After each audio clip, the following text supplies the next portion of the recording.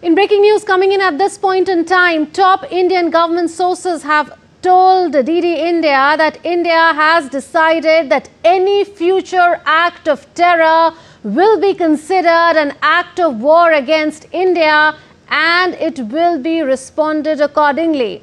Remember, Prime Minister Narendra Modi had earlier today chaired a high-level meeting with India's Defence Minister, India's National Security Advisor, with the Chief of Defence Staff of India, as well as the three chiefs of Indian Armed Forces and senior officials. And now this news coming in, the top Indian government sources have said that if there is an act of terror against India in future, this will be considered as an act of war against India and it will be responded to accordingly. Remember, the original escalation by Pakistan was the April 22 Pahalgam terror attack. To that, India responded in a very measured and reasonable fashion. After that, Pakistan has been escalating every night, every day. There is escalation happening from the Pakistan side. India is only retaliating to that escalation in a very, very measured manner. Pakistan has attacked civilian areas, civilian infrastructure, military infrastructure. Indian schools as well as health facilities have been targeted in Jammu and Kashmir as well as in Punjab. And now a firm, decisive decision taken by the government of India. Top government sources have told DD India that India has decided that any future act of terror will be considered as an act of war against India and India will give a response that is required under those circumstances. Akshay Dongria, correspondent, is joining us with more on this. Akshay, if you could put this into perspective for us. Well, Murmun, if we look at this statement, it's a clear warning not only to Pakistan but to any other power as well, and especially to Pakistan that has been harboring, that has been launching terrorists, that has been infiltrating, funding and even nurturing them in its own territory and even in Pakistan-occupied Jammu and Kashmir, using the army posts as launch pads, infiltrating terrorists inside inside Jammu and Kashmir and other parts of the country. And India has been a victim of Pakistan grown terrorism for far too long. About over 350 lives have been lost due to these terror incidents. Sometimes it is in Mumbai in the form of 26/11. At times it is in the markets of Delhi as suicide attacks. At times it is in different parts of the country, which has been directly linked time and again to Pakistan. The roots always follow the same path, that is the Pakistani soil. So the government of India has now finally come out and said that any act of terror will be considered an act of war, which means so far Pakistan used to conduct a terror attack, be it at Pathankot, be it at Uri base or other parts of the country, and then it used to say that we will cooperate and we will investigate, and after proofs is presented they refuse to accept any of it. They even refused to accept the 26/11 attack, and later on it was firmly established, and even Pakistani politicians accepted that it was an attack that was conducted by Pakistani military, ISI and the government. Similarly, the Pulwama attack, in which several of our CRPF soldiers, Central Armed Police Forces soldiers were killed while they were traveling. So all of these could have been understood, all of these could have been taken as act of war, and Indian Army and other armed forces would have retaliated in the manner that they have been trained for had this decision been there. So this is what is going to happen. If you launch a terror attack, it is no longer a terror attack. It will be considered an act of war by the government of Pakistan, by the military of Pakistan, and then there will be a retaliation in similar manner, in a manner in which the countries fight war, in a manner armies retaliate against adversaries of opposing countries, especially when you talk about this advisory that has been issued. It has made everything clear in front of Pakistan and the world, so that later there can be no doubts about these kind of strategies such as death by 1,000 cuts that Pakistan has been not only propagating but has been implementing on the ground, that it will keep on sending infiltrators, it will keep on funding terrorists, it will keep on trying to create create separatist sentiments in different parts of the country by funding them or by doing other kind of their nefarious agendas, by running their nefarious agendas. So India has made it very, very clear, very, very firmly that even if the action, even if this present tension de-escalates and there is any kind of terror attack, it will be taken again as a resumption of hostilities and act of war.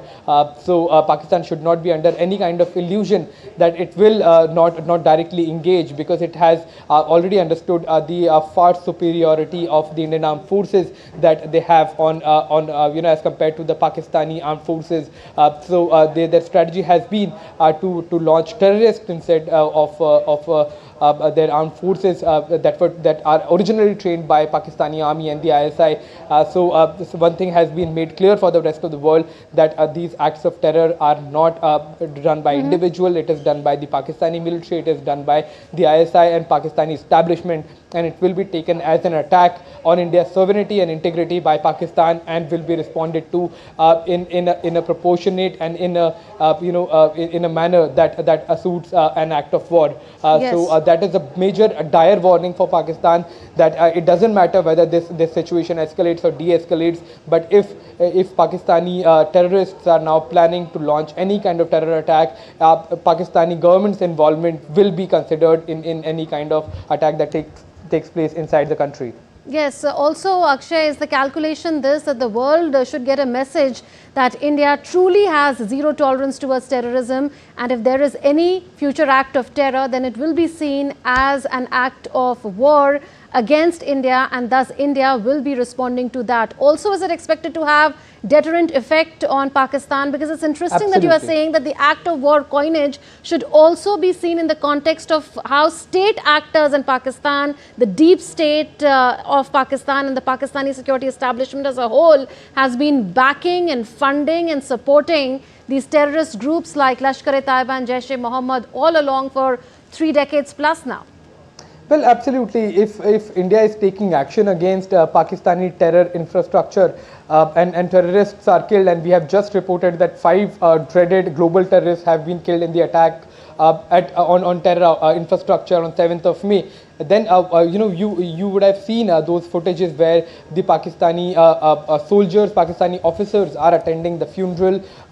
Bouquets of flowers have been presented by the Chief of the Army Staff, Asif Munir himself, the President of Pakistan, the Prime Minister as well, and all of these people have been supporting these terrorists who in fact planned and executed a Pahalgam attack, killing several people. So it is a deterrence policy. It is a policy that is also practical, because terrorism cannot survive in a country, especially in high-profile areas like Abbottabad, Jacobabad, in border areas with India, be it on the international border or be at the line of control near the Pakistan-occupied Jammu and Kashmir. It cannot be nurtured or cannot be funded, or it cannot be allowed to happen without the involvement of the ISI, that is the intelligence service of Pakistan, without the Pakistani military that is always present there in those regions, and the Pakistani government's nod. So if the Pakistani government wants to conduct an act of war, they can try again in future trying to commit an act of terror, and India will be responding not by investigation but the way it should respond to an act of war. Yes, and we heard in the press conference that had taken place earlier today that Pakistan's military is moving its troops in forward areas. A message would go out there as well that India is not backing off. If there is escalation from the Pakistan side, then India will respond. Well, India is definitely going to respond, and all of the intel from Pakistan is fast trickling in. The Indian intelligence agencies are on a very extreme high alert when it comes to monitoring what is happening, be it inside Pakistan or on the borders. So we have this report that Pakistan is mobilizing and forwarding its troops at the forward areas, and India is prepared for it. All the eventualities have been accounted for. Prime Minister Narendra Modi has just held a meeting with the National Security Advisor, the Defence Minister, the chiefs of the 3 wings of the Indian Armed Forces. So all the preparations are already being done, and any act of war conducted against India will be responded to in kind and in a very proportionate manner. Do you think, Akshay, considering that you cover the Ministry of External Affairs very closely, that this stand of India is going to get backing from countries that really matter in the international community, and especially those countries that have stood by India's side? Well, it should matter, and even we have seen that after Pahalgam attack, there has been an outpouring of support and sympathies with the victims as well as with the government at the tragic loss of 26 people, 26 innocent civilians who were killed in cold blood by terrorists. So it was an act of war then as well. 26/11 was also an act of war. So this is a different strategy. It's just not conventional warfare. It is a warfare. It is an unconventional warfare. Pakistan has been reiterating it that deaths by 1,000 cuts is a policy that it implements and it follows. So what we are seeing right now is a very clear messaging, and it certainly should be getting support from the countries who themselves have been victims of terror, like Israel, like US itself has been a victim of terror.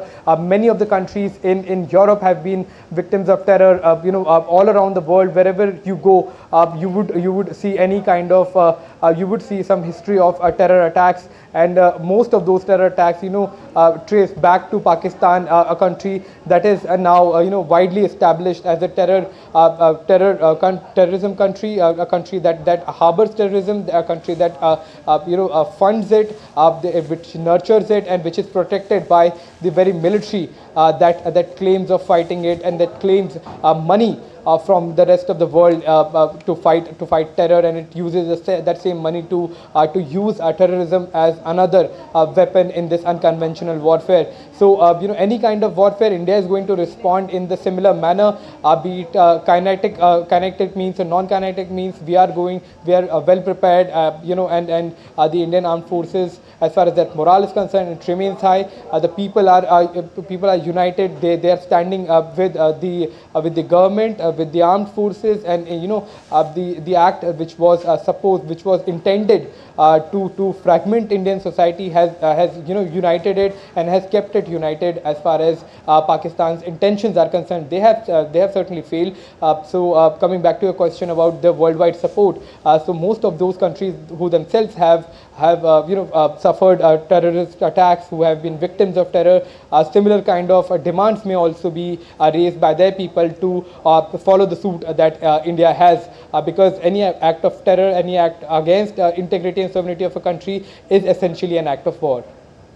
Okay, we'll leave it at that. Akshay Dongre reporting on the big breaking news story of the day, that India has decided any future act of terror would be considered as an act of war against India and an appropriate response would be given.